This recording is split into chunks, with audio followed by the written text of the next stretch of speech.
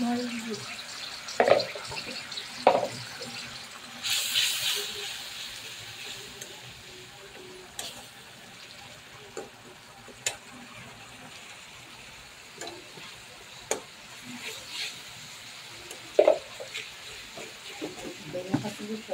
না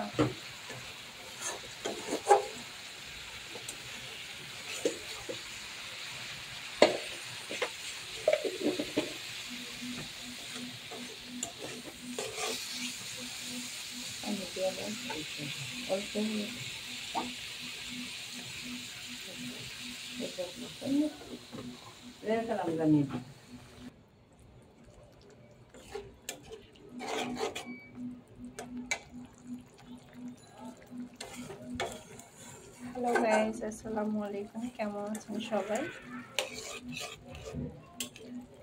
আমি আজকে করলা দিয়ে শুটকি দিয়ে রান্না করছি।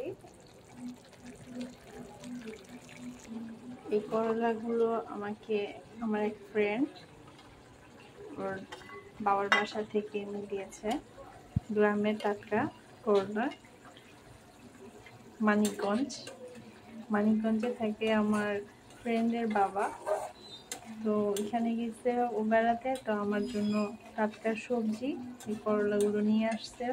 তো ভাবলাম টাটকা সবজি করলা দিয়ে কিছু একটা করি। আর আমার শুটকি দিয়ে করলা ভাজিটা খুব পছন্দ হয়। আমি বেশিরভাগ শুটকি দিয়ে করলা ভাজি, চিংড়ি মাছ দিয়ে করলা ভাজি এগুলোই করে খাই।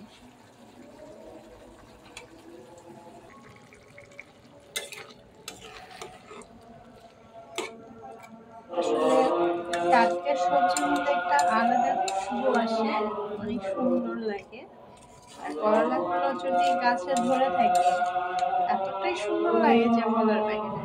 যাদের গ্রামের দেশ আছে তারা সুন্দর করলার চাষ করে।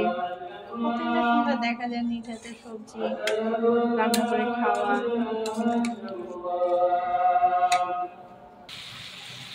আমার করলা ভাজি হয়ে গিয়েছে।